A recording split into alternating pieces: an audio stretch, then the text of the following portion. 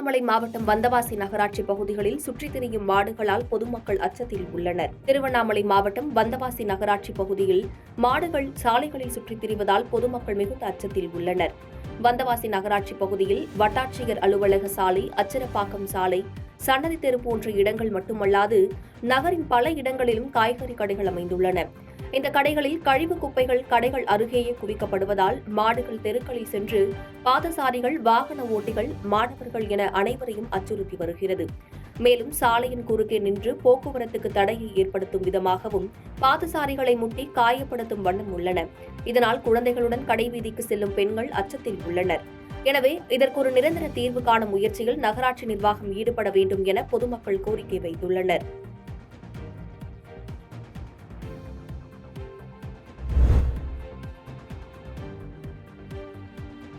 வேடச்சந்தூர் அருகே நடந்த சவுந்தரராஜ பெருமாள் கோவில் ஆடி தேரோட்டத்தில் ஆயிரக்கணக்கானோர் கலந்து கொண்டு தேரை வடம் பிடித்து இழுத்தனர்.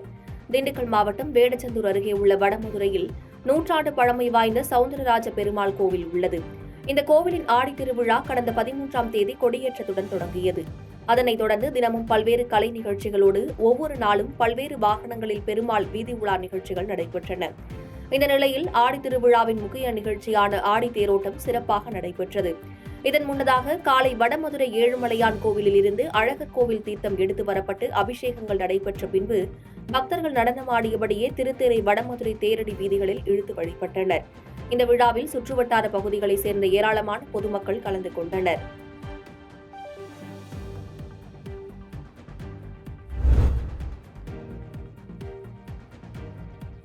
திருச்சூழி அருகே 10 மாதங்களுக்கு முன் திறக்கப்பட்ட பல்நோக்கு பயன்பாட்டு மைய கட்டிடத்தை பொதுமக்கள் பயன்பாட்டிற்கு கொண்டுவர பொதுமக்கள் கோரிக்கை வைத்துள்ளனர். விருதுநகர் மாவட்டம் திருச்சூழி அருகே தும்முச்சின்னம்பட்டி ஊராட்சியில் 800க்கும் மேற்பட்ட குடும்பங்கள் வசித்து வருகின்றனர். இப்பகுதியில் பொதுமக்கள் தங்கள் இல்ல சுபகாரிய நிகழ்வுகளை நடத்துவதற்காகவும் மற்ற நிகழ்ச்சிகள் நடத்துவதற்காகவும் ரூபாய் 20 லட்சம் மதிப்பில் பல்நோக்கு பயன்பாட்டு மைய கட்டிடம் கட்டப்பட்டது. இந்த கட்டிடத்தை கடந்த 10 மாதங்களுக்கு முன் அமைச்சர் தங்கம் தென்னரசு பொதுமக்கள் பயன்பாட்டிற்காக திறந்து வைத்தார்.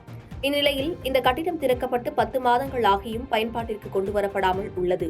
இதுகுறித்து பேசிய அப்பகுதி மக்கள் ஒப்பந்ததாரர் பணி முடிந்து ஊராட்சி நிர்வாகத்திடம் சாவியை ஒப்படைக்கவில்லை எனவும் தனிநபர்கள் அந்த கட்டிடத்தை பயன்படுத்தி வருவதாகவும் குற்றம் சாட்டுகின்றனர். எனவே மாவட்ட நிர்வாகம் இதில் தலையிட்டு இந்த கட்டிடத்தை பொதுமக்கள் பயன்பாட்டிற்கு கொண்டுவர நடவடிக்கை மேற்கொள்ள வேண்டும் என கோரிக்கை வைத்துள்ளனர்.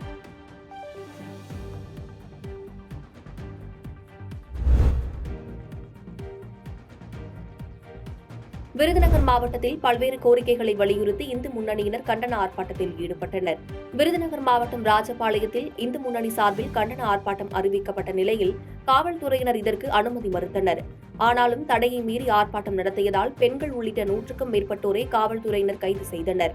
இந்த ஆர்ப்பாட்டத்தில் ராஜபாளையம் அருகே சுந்தரராஜபுரம் கிராமத்தில் பூட்டி கிடக்கும் மாரியம்மன் கோவிலை திறக்க வேண்டும் எனவும், ஸ்ரீவில்லிபுத்தூர் அருகே ராக்காச்சியம்மன் கோவிலை ஆக்கிரமிப்பு செய்த தனிநபரிடமிருந்து மீட்க வேண்டும் எனவும், அரசு கட்டுப்பாட்டில் உள்ள கோவில்களில் கட்டண கொள்ளை நடப்பதை தடுக்க வேண்டும், மசூதி, தேவாலயம் உள்ளிட்டவைகளை பராமரிக்க மக்கள் வரிப்பணத்தை வழங்குவது போல் இந்து சமய அறநிலையத்துறையின் கட்டுப்பாட்டில் இருக்கும் சிதைந்த மற்றும் இடிந்த நிலையில் உள்ள கோவில்களை பராமரிக்க நிதி ஒதுக்கீடு செய்ய வேண்டும் உள்ளிட்ட பல்வேறு கோரிக்கைகளை முழக்கங்களாக எழுப்பினர்.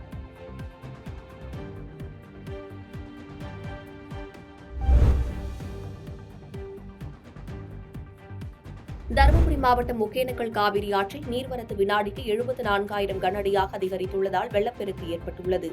கர்நாடக மற்றும் கேரள மாநிலங்களில் தென்மேற்கு பருவமழை தீவிரமடைந்து வருகிறது. இதன் காரணமாக காவிரி நீர்பிடிப்பு பகுதிகளான குடகு, வயநாடு பகுதிகளில் தொடர்ந்து கனமழை பெய்து வருகிறது. இந்நிலையில் கர்நாடகாவில் உள்ள கிருஷ்ணராஜசாகர், கபினி, ஹாரங்கி அணைகளுக்கு நீர்வரத்து தொடர்ந்து அதிகரித்த வண்ணம் உள்ளது. இதனால் கபினி மற்றும் கிருஷ்ணராஜசாகர் ஆகிய இரு அணைகளும் முழு கொள்ளளவை எட்டியுள்ளது.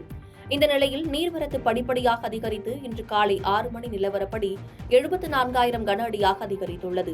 இதனால் ஒகேனக்கல் காவிரி ஆற்றில் வெள்ளப்பெருக்கு ஏற்பட்டு மெயினருவி, ஐந்தருவி, சினிபால் சருவிகளில் தண்ணீர் ஆர்ப்பரித்து கொட்டுகிறது. மேலும் நீர்வரத்து தொடர்ந்து அதிகரித்துக் கொண்டே இருப்பதால் சுற்றுலா பயணிகள் அருவியில் குளிக்கவும், பரிசல் பயணம் செய்யவும் விதிக்கப்பட்ட தடையானது தொடர்ந்து 7வது நாளாக நீட்டிக்கப்பட்டுள்ளது. இதனால் காவிரி கரையோர மக்களுக்கு வெள்ள அபாய எச்சரிக்கை விடுக்கப்பட்டுள்ளது. பாதகம் செய்பவரை கண்டால் நாம் பயங்கொள்ளலாகாது பாப்பா, மோதி மிதித்து விடு பாப்பா, அவர் முகத்தில் உமிழ்ந்து விடு பாப்பா. அண்மை செய்திகளை உடனுக்குடன் தெரிந்து கொள்ள இணைந்திருங்கள் இயம்நாடு தொலைக்காட்சியுடன்.